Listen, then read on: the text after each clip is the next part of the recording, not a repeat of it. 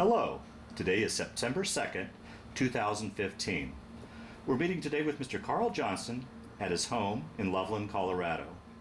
My name is Brad Hoops. I'm the interviewer for the Northern Colorado Veterans History Project. Welcome, Carl, and thanks for sitting down today to tell your story. Thank you.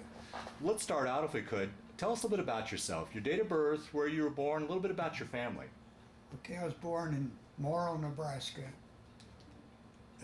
October 5th, 1923. And I was a month old. My folks' family moved to Loveland. And I was the third of 6 kids. And I had 2 brothers older. Dad was a farmer, and he got a farm here in Loveland, southeast of Loveland. And he had an old Model T with a homemade cab and a little box in the back.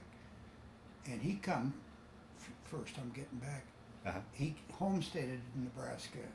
He come from Sweden. Wow. He come out and homesteaded and in western Nebraska. And then 2 years later he went back to Sweden and got married and brought my mother back over here. What an incredible story that is. Yeah. Then western Nebraska during the Dust Bowls. Yeah, right. So we had a chance to get this farm in Loveland from a friend of his, and he farmed there for, I was 4th grade when we left and he bought a farm east of Greeley, and was there 2 years, and that flopped, the dust dry. So then he had a chance to get back to Loveland on a farm, and that's where we settled. One question I always like to ask your generation, I don't know if you have much memory of it, but was your family affected by the Great Depression? Yes, very much. In what? Yeah. We were pretty lucky. We was on a farm. So you had food we at least. had food, yeah. But we'd take, every Saturday, we'd go to town, can of cream, grocery store, exchange it for flour and sugar. No cash, it's just, and we had plenty to eat. Like I say, we had sugar and flour from the store. Otherwise, we had eggs and meat and vegetables. So we got along good, but it didn't have any money. Right. Wow. And as we grew up, about that time, we'd go to town every Saturday night. Folks would go to town. We each got a quarter. Oh man, that was a lot of money. There was 3 of us, about the same age, and we'd buy a little fishing gear, so we'd go fishing the next day with our quarter. You could buy quite a bit of stuff for a nickel, So wow. we were good. Yeah. But it wasn't easy. Right. But Dad and Mom, we always took care of us. So you went through the school system, graduated from Loveland High then? Yes. Yeah. What year did you graduate Loveland? 42. 42? Yeah. Yeah. And then after graduation, I helped Dad farm. I was still home. And then they drafted me, and I got 2 deferments. Agricultural deferments? Yes. Okay. Dad helped me get 2 deferments. Yeah. I can't remember, probably 6 months, or I don't know. Mm-hmm. I don't know what they were. But anyway, after the second one, they said no more. Yeah. So I went to the Army. Well, let me back up and ask you, do you remember where you were and what you were thinking when you heard about Pearl Harbor? Do you remember that Sunday morning? When you heard about Pearl Harbor, do you remember that day? Yes, I do. It was on a Sunday, and we always used to go to town on Sunday afternoon, us guys, and run up and down the street, and we heard it that afternoon. Mm-hmm. What were you thinking? Boy, am I going to get drawn into this thing? I was just like everybody else, my generation. I'm ready to go. Wow. I'm not going to let these guys do this stuff. I was ready to go. And then I wanted to wait, of course. Yeah. So I got the deferments. Yeah, right. How long then after you got your final draft notice did you take off? Did you take off right away then, or was there a? Yeah, after the 2 deferments, I went downtown Loveland, if I recall, and took a bus to Denver, and then was sworn in Denver, and then a troop train to Camp Fannin, Texas. Did did you go down by yourself, or did any buddies go with you from Loveland? None family, no. Yeah. Just there was, can't recall, but Yeah. there was a few of us from Yeah. Loveland that left the same day. Yeah. Did your family see you off? Yeah, I think so. That had to they, be. They felt like, this is what to do. Oh boy. Yeah. I know they felt different. Yeah. Yeah. But and we always felt so bad for the guys that didn't get to go, that wanted Mm-hmm. some medical thing or Mm-hmm. something. Mm-hmm. Everybody felt bad for those guys because everybody else was gone. Yeah. Right. And there was maybe 2 or 3 in each town that Yeah. couldn't go. Oh boy. That was hard for them. Yeah. Yeah. So you took off. You went to Texas for your basic training. Yes, took a troop train from Denver to Camp Fannin, Texas. And how was that? Because generally, your generation growing up, you really didn't travel too far away from home. Now you're away from. How was that? Was there a tinge of homesickness or anything? Oh, no, I don't think so. Not that I remember. Yeah. It was just one of those things that we wanted to do. Yeah. Yeah. And how was that transition going from civilian life into military life for you? Not good. It was different. Yeah. Right. Oh, yeah. Yeah. Got a lot of exercise and a lot of sleep. Yeah. Do you think as being a farm boy you might have had an edge over like the city boys with I think basic so. training? Just because you're Yeah. better physical condition and. Yeah. Yeah. So we've been basic training in Camp Fannin, which isn't there anymore. It's kind of northeast of Dallas, Okay. up by Kilgore, if you know Mhm. where Kilgore is. That was the closest little town.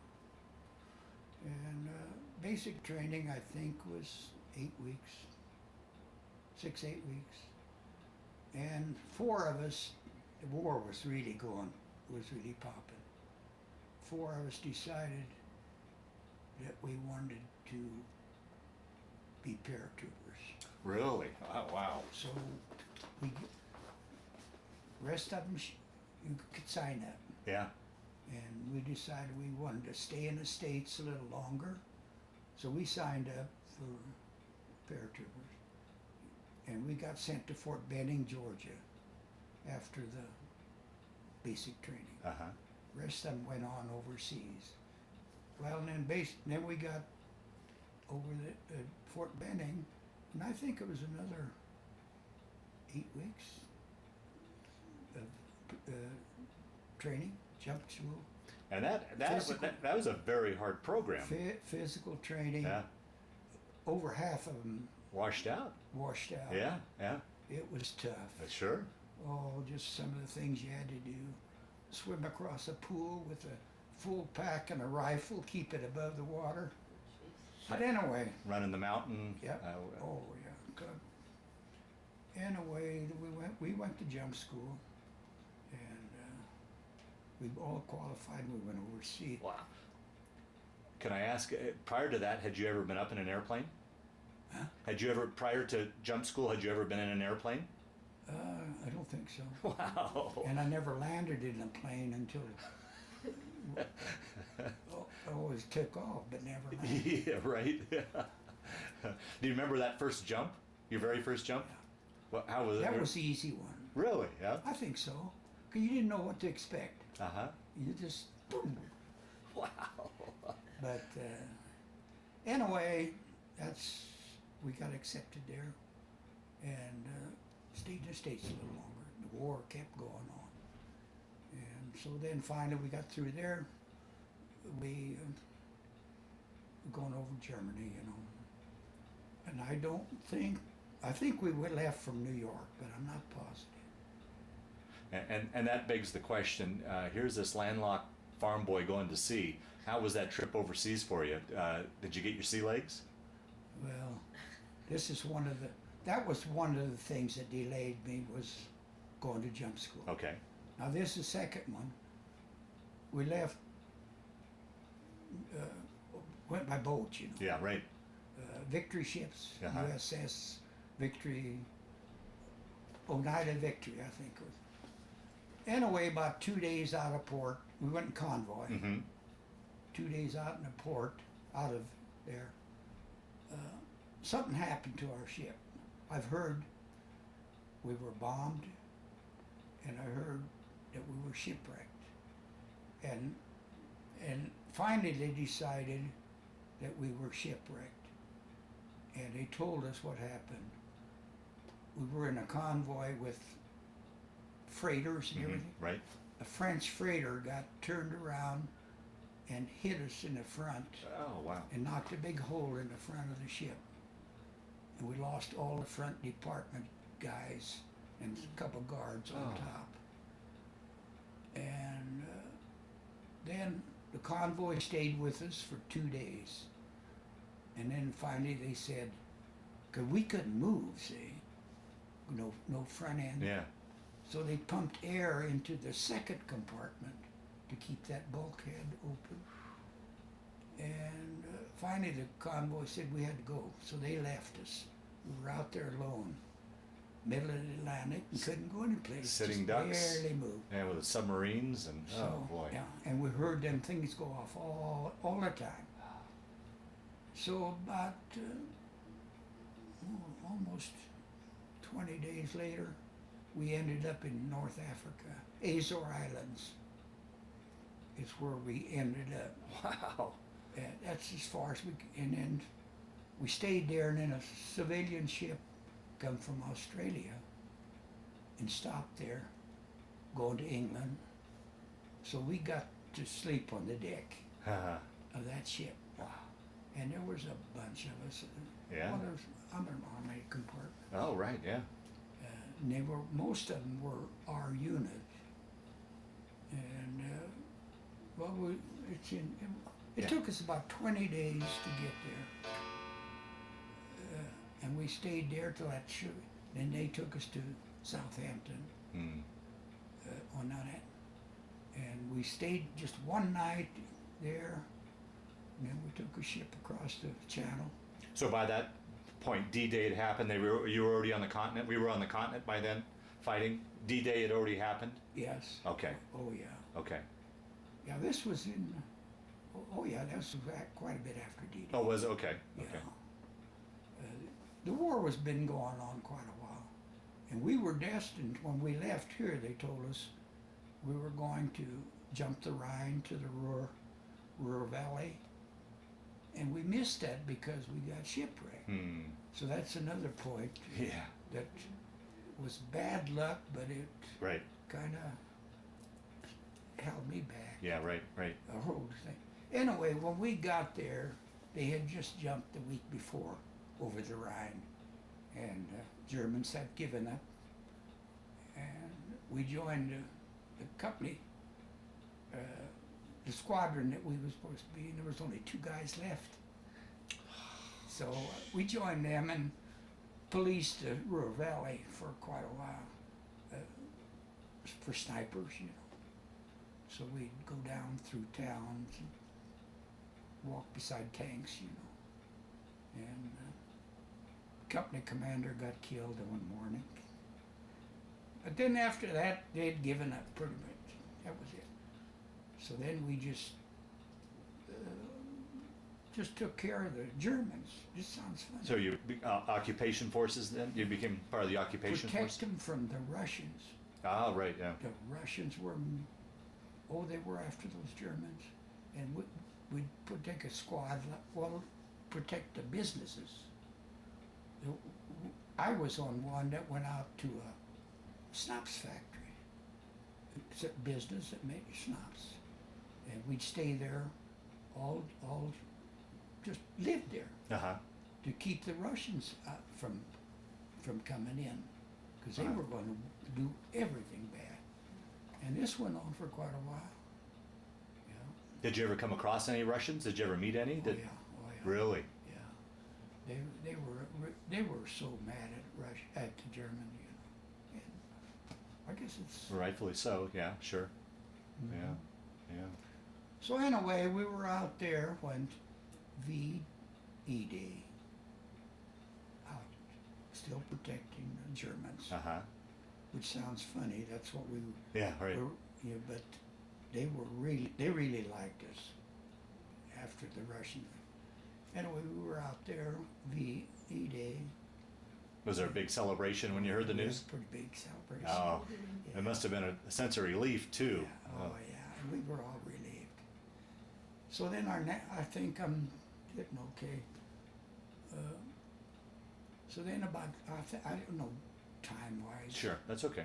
But we got orders to go to Japan Oh boy. because that was still going. Yeah, right, right. So we went back through France and got on a ship at Le Havre, France, headed for Japan. This was a couple weeks in August sometime. Oh boy. And the second day out of Le Havre, France, war was over VJ in Day. Japan. Yeah. Oh boy. And we got special orders from the States.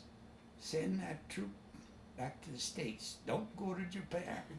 Oh, And it's a wonder a bunch of them didn't jump overboard. So that's another thing Yeah.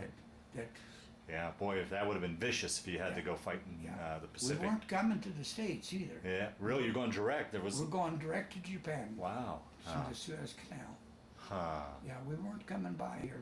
They said we didn't have time to go home. We wouldn't. So we were going directly to Japan. So then that sent us to there, and then I went to Fort Bragg after I come back, and I was there till discharge. Well, let's back up and talk about your time in Europe then. Describe what you were, what it was like there, as far as the memories you have of the damage and Oh, yeah. I can't imagine. Try to tell our viewers what you saw, what it was, describe what. Towns were just wiped out, just been bombed, and we done it, Yeah. just bombed these towns out. And the last place, like I said, was the Ruhr Valley pocket, over between the Rhine River and the mountains. Uh-huh. Just a big, probably a 20 square mile Ruhr Valley, real rich factory. It's one of the biggest things in Germany. Mm-hmm. And that was the last place that Hitler held out. So when they surrendered there, then it was pretty much over. Mm. Did you have much interaction with civilians? Oh yeah. Yeah. We lived in houses with civilians. 3 or 4 of us in different houses. We lived there for quite a while, till we go out to the places of there. Mm. Now, when you went over, you didn't go over as a unit. You went over as a replacement. Is that correct? You went over to replace. We went over Yeah. to replacements for the 82nd. 82nd. Yeah. Mm-hmm. We were the 507th Infantry Division, 517. 507. 507. Okay. I'm pretty sure that's Yeah. right. Okay. All right. We went over to replace them. Okay. They couldn't wait. They'd already scheduled the jump. See? Since we were delayed 2 weeks, they'd already made it shorthanded and everything. So Wow. we were lucky, but it was Yeah. tough on them. Yeah. Right.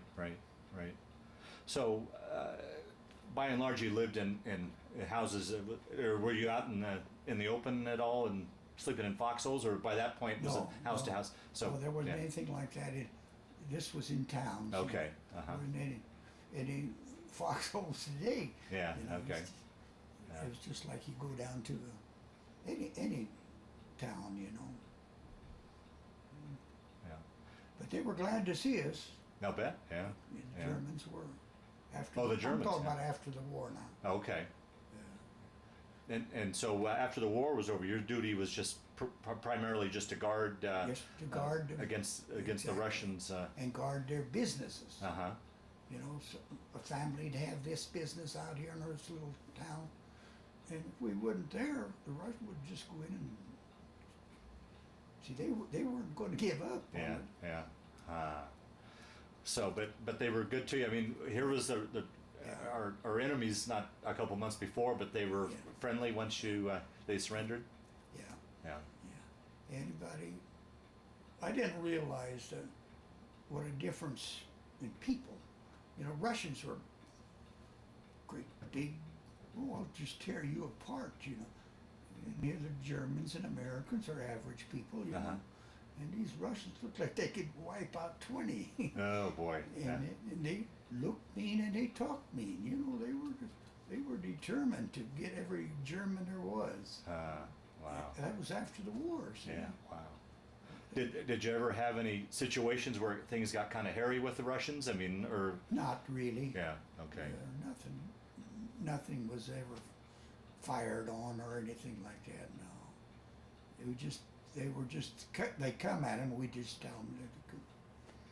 Yeah. So we really kind of turned against Russia. Yeah. Right. Yeah. Not against them, but Right. against these people that wanted all this destruction. Hmm. You know? And talk about communications back home. I mean, in today's world, we've got cell phones and computers, instant messages. What options did you have back? We had letters and then finally got email. No, Vmail? no. What was the little thing? Vmail. Vmail. Vmail. Yeah. We could write, you know, just little. Finally got that. Uh-huh. I probably wrote home every week. And then when I got to Fort Benning afterward, I come home a couple times because I was there till Point sent me home to discharge. Okay, so you had to hold out until you had enough points to get discharged then? Get so many points for Right. time and so many for overseas and so many for this. Yeah. So they sent me home. And when we were down there at Fort Bragg, we had to keep up jumping, see, or you would lose your pay. So we'd do that all the time, once a week. And I ended up in a supply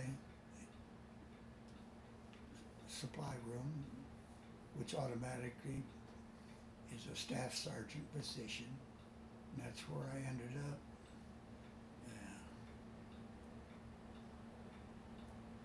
You remember how many, altogether, how many jumps you made? I think one time 28. Really? Wow. Yeah, at jump school you do about 15. Uh-huh. Sometimes two a day.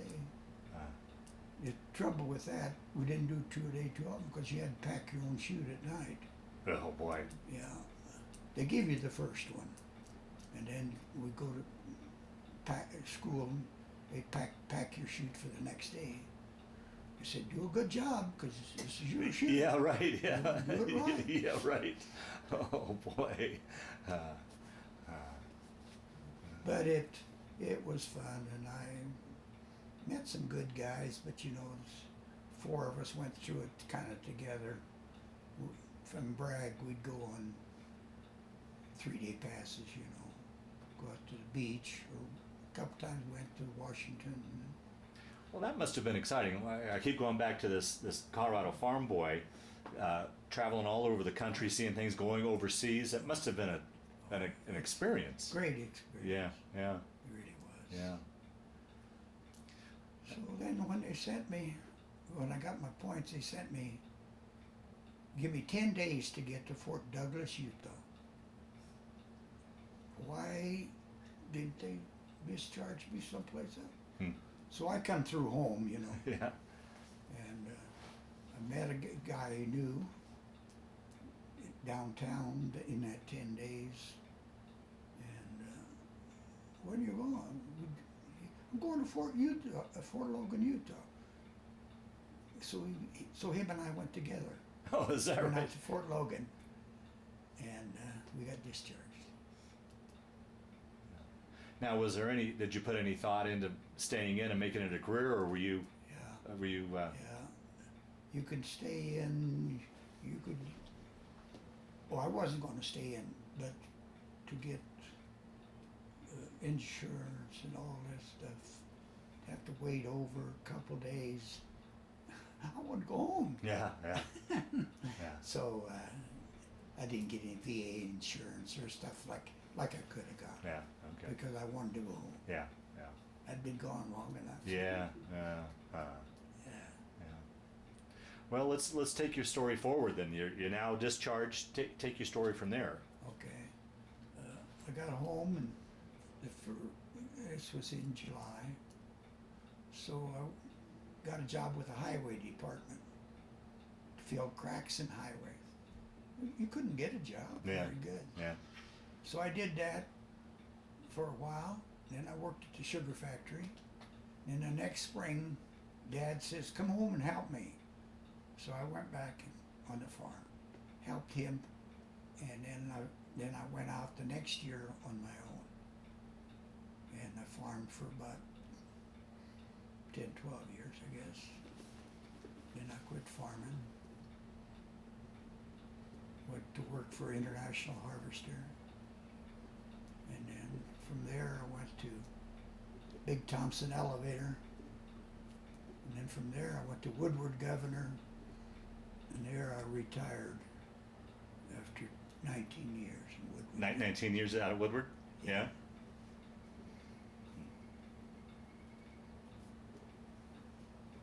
Oh, in the meantime, I did get married. Yeah, well, I was going to get to that. You know, after I got home, about it was 45, 2 years, about a year and a half, 2 years, got married. Then we went farming on our own.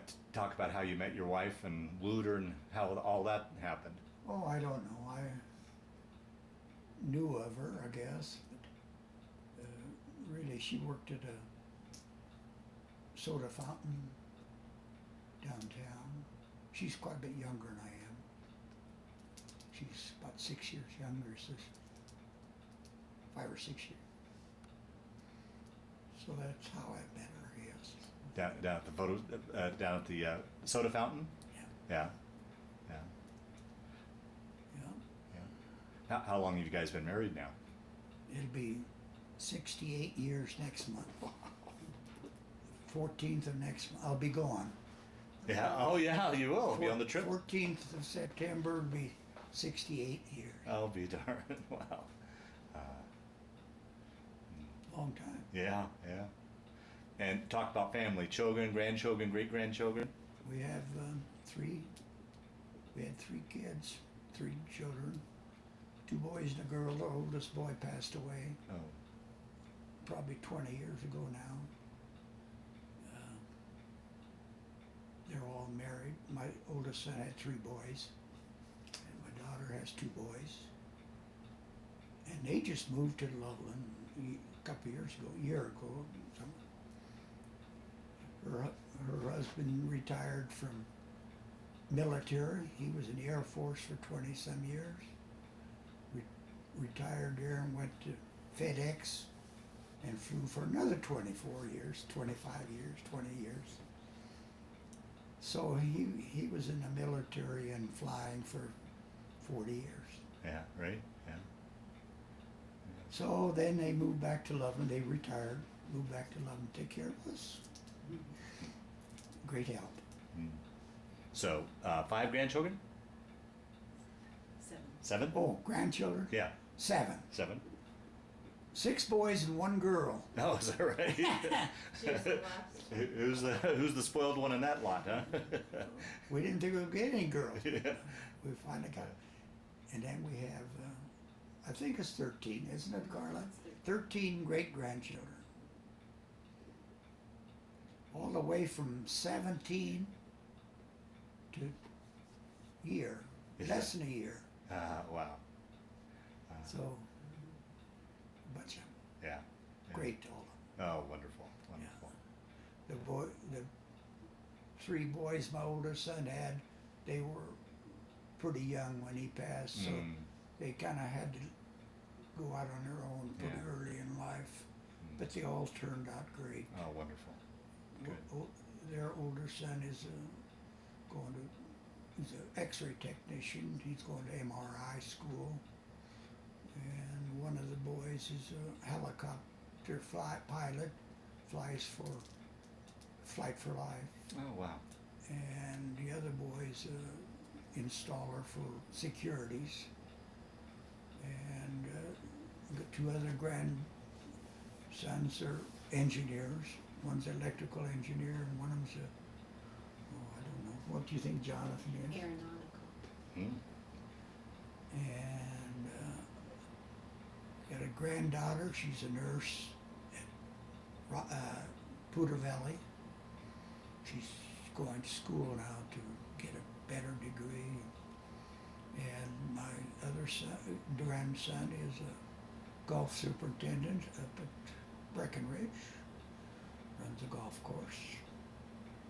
So it sounds like they're all doing well and successful. Brent and Terry. Huh? Kind of left out Brent and Terry. Brent and Terry. Oh, I did. Yeah. You talked about my family and Terry, but not Brent, the youngest. Brent is retired. That's our other son. He was a contractor, construction worker, and push snow in the wintertime in Breckenridge. The oldest son was an engineer for a big company. Worked in Greeley for a long time, then moved to Arizona till he got sick. And his wife is now remarried, lives in Texas. And I guess that's about all. Yeah. I got a great family. Oh, wonderful. Yeah, it sounds like they're all doing well. Yeah. Yeah. Through the years, did you ever keep in touch with anybody you served with? Was there any sort of reunions, anything like that? No, we never had any Army reunion. I got Christmas cards for several years from a couple of them, and but then I'd finally lost them. I can remember one of them was lived in Pittsburgh. He run a restaurant bar in Pittsburgh, and I can't. We had a really a nice group of guys after the war. We had a good. It didn't seem like it was war or anything Yeah, like that. yeah. So that's my four things. I think I named them. The delay because of jump school, and then the shipwreck delayed me there, and then going out the day after we gone to go to Japan. So those worked for me. Yeah, right. And kind of, I always say to save my life. Sure. Oh, yeah. Oh, absolutely. Yeah. Yeah. Had you jumped, I mean, that was dangerous. Had you gone to Japan, I mean, the fighting was vicious over there. Oh, You probably would have got there if we hadn't dropped the bombs. Probably would have done the invasion, and you and I probably wouldn't be sitting here talking today if that was. That's actually right. Yeah. Have you ever had a chance through the years to go back and retrace your steps? Did you get back down to Georgia or over to Europe? No, but we went to Germany. Mm-hmm. Jim and Carla were over there, and we seen where I was, Yeah. in like Essen, and it's where her son was over there too. It's seen the towns, Uh-huh. and then my youngest son, he was in the military too, but later he went to Germany, and he seen the same places I did, Nuremberg and all those prison camps, Oh boy. Oh wow. Dachau. Did you, when you were over there, did you see, when you were serving over there, did you come across any that? No. Oh, okay. Oh, good. No, Good. we were never. Yeah. We were just there at the end of the war, and then occupation Okay. until we were sent to Japan. And if we weren't sent to Japan, we'd probably stayed there longer. Yeah. Probably so. Yeah. Yeah. See this, since we're all on the ship, they they sent us to here instead. Otherwise, we might have stayed in Germany. That's right. That last few months. Yeah, yeah. Well, as we start to wind down this interview, Carl, is there anything I didn't ask you that you wanted to talk about? Any other stories that kind of floated to the top that you want to talk about? And Carla, jump in if there's anything that you can remember that he's left out, Okay. so that ideally, I know we probably only got the tip of the iceberg, but ideally covered your story as best we can, or do you think we got it covered? I think you got most of it covered, don't you think? Hmm? You think you got most of the story covered? Yeah, I think so.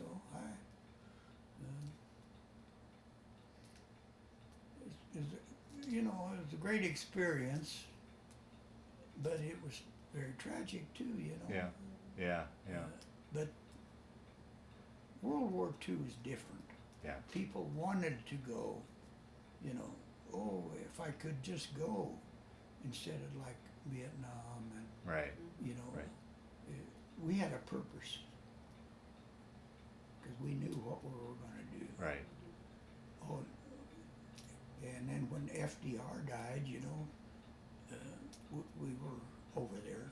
of course. What was that? Was that that must have been Yeah. tough Yeah, on morale that was- to hear was that? Pretty sad. Yeah, Yeah, because everybody, you know, he was our president. yeah, yeah, That's why we're here, yeah, yeah, to protect our country.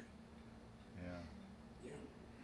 Yeah, and like we talked about VE Day and the celebration there. I can only imagine what the celebration must have been like on the ship on VJ Day when you heard about Japan. Yeah, Oh. we were really happy about that. Yeah, yeah. Like I say, it's a wonder somebody didn't jump overboard. But they weren't that. Yeah. We were in the army, you know. Yeah, yeah, Nobody would do that. yeah. Too Well- much training. Yeah. Well, that leads to a question too. How was that when you got out of the service after the time you'd been in there and all you'd seen? Was it hard for you to adjust back to civilian life? Not really. Okay. No, I thought I was ready for it. Yeah. You know, Okay. because we'd been back for a while, and was ready to get out. Yeah. Yeah. I'd served my time, and the war was over. Yeah. And everything that you've seen and experienced, were you able to put that behind you, or did you ever have any lingering nightmares or thoughts? Not really.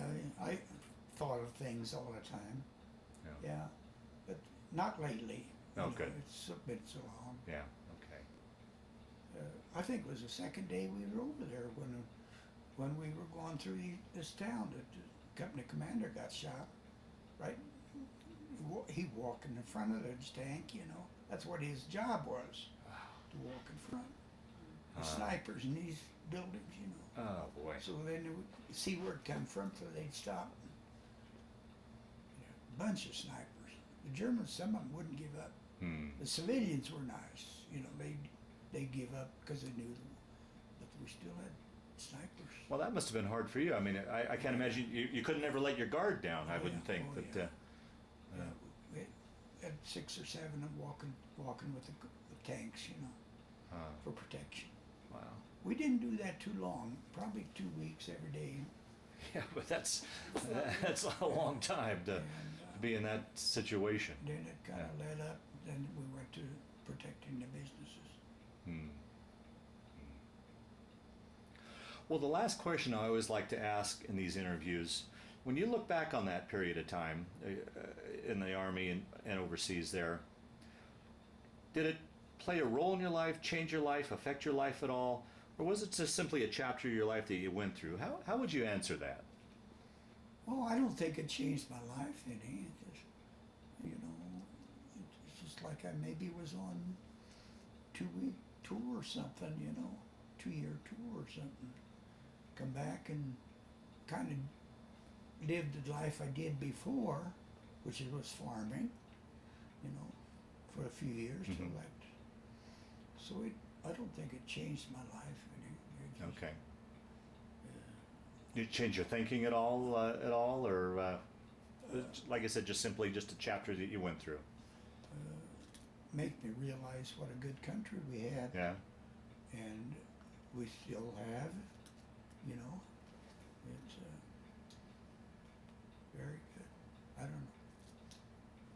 Okay, good. Well, Carl, I want to thank you for sitting down to tell your story today, but just as important, I want to thank you for your service to our country. Well, thank you very much.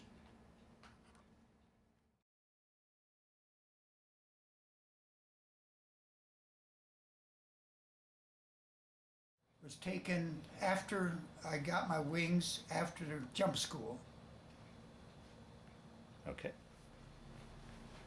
This is our squadron before loading the plane in jump school for a jump. I'm the second. And that's on the you there. right. Okay. This is a picture after the jump, waiting for a truck to take us back to camp. Our chutes are in those duffel bags. We had to go back and pack them for the next day. This is one of my buddies coming down just out of the plane. He's probably 50 feet off the ground. This is after we got back. We're Fort Bragg. We're probably on a 3-day pass somewhere.